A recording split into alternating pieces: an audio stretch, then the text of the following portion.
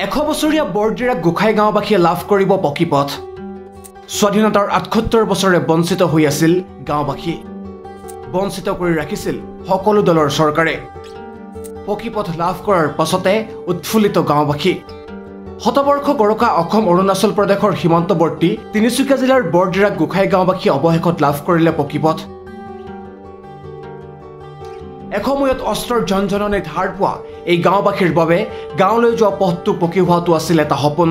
দীৰ্ঘদিন ধৰি আবেদন নিবেদন কৰি কোনো সুফল নোপোৱা এই গাঁওবাসীয়ে শেহতীয়াকৈ মুখ্যমন্ত্ৰীৰ পথ পকীকৰণ নিৰ্মাণ আঁচনিৰ অধীনত ৩ কিলোমিটাৰ পকীপথ লাভ কৰিবলৈ সক্ষম হয়।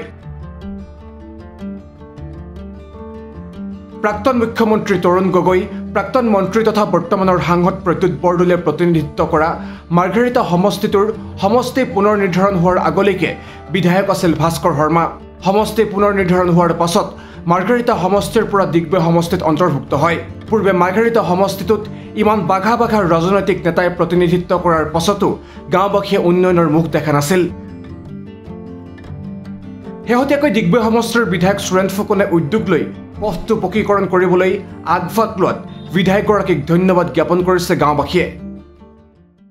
আজি আমাৰ অতিকৈ আনন্দৰ দিন, আজি উল্লেখযোগ্য দিন, এটা ঐতিহাসিক দিনলৈ পৰিগণিত হৈছে। কাৰণ 1921 চনতে স্থাপিত হোৱা গাঁওখন আমাৰ বোপা ককা আইতাহঁতে প্ৰতিষ্ঠিত কৰি থৈ গৈছিলে বহু প্ৰতিকূল পৰিৱেশৰ মাজত।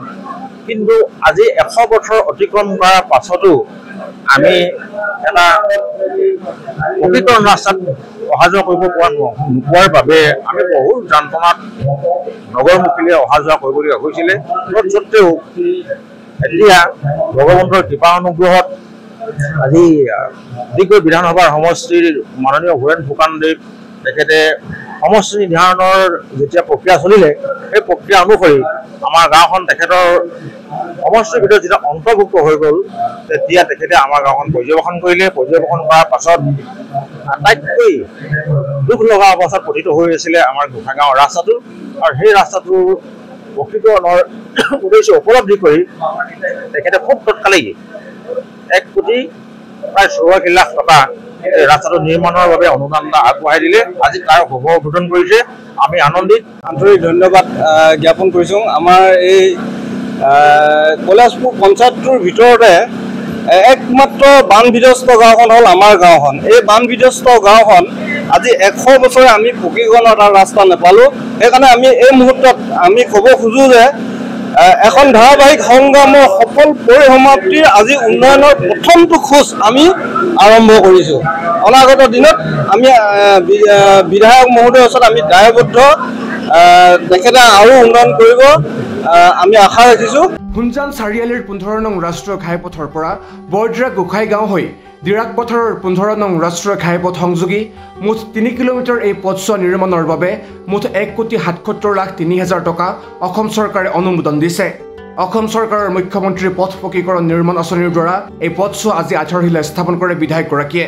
অন্তৰ্ভুক্ত হোৱা কৈলাশপুৰ গাঁও পঞ্চায়ত যথেষ্ট ডাঙৰ পঞ্চায়ত, প্ৰায় 16,000 মান ইয়াত ভোটাৰ আছে আৰু জনসংখ্যা প্ৰায় 20,000 মান হ'ব।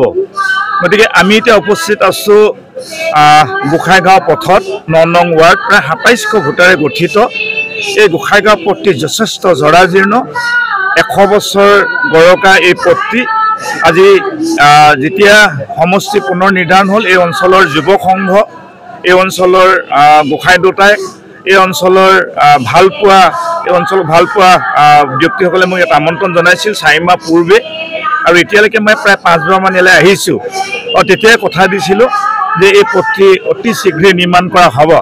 ঠিক তেনেধৰণে বুঢ়ীদিহিং মৌজাৰ প্ৰায় 6টি পথৰ কাৰণে ইতিমধ্যে প্ৰায় আমি 51 কোটিমান টকা দিয়াৰ ব্যৱস্থা কৰিছোঁ।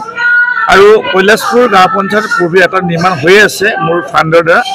আৰু মুখ্যমন্ত্ৰী যিটো পকীপথ আঁচনিৰ দ্বাৰা 1,77,03,000 টকাৰে এই পথটি নিৰ্মাণ কৰা হ'ব, তাৰে আধা হ'ল। আৰু বিশেষকৈ এই অঞ্চলৰ যথেষ্ট জৰাজীৰ্ণ পথ আছে, যথেষ্ট আমাৰ ধৰ্মীয় অনুষ্ঠান নিৰ্মাণ কৰিবলৈ আছে। ব্যক্তিগত হিতাধিকাৰী যথেষ্ট তেওঁলোকৰ বহু আঁচনিৰ পৰা বঞ্চিত হৈ আছে তেখেতসকলে কোৱাৰ দৰে।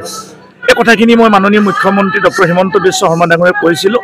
আৰু তেখেতে লগে লগে মোক ক'লে তই গৈ কিনে গোটেই বস্তুটো ৰাইজৰ লগত আলোচনা কৰি যে একাধিক্ৰমে জৰাজীৰ্ণ পথ নিৰ্মাণ কৰিব দিয়াৰ ব্যৱস্থা কৰ আৰু সেইকাৰণে আমি খুব কম সময়ৰ ভিতৰতে টেণ্ডাৰ কৰি এই কামটো উলিয়ালোঁ আৰু আজিৰ পৰা আধা আহিলা হ'ল অহাকালিৰ পৰা নিৰ্মাণ কৰা হ'ব।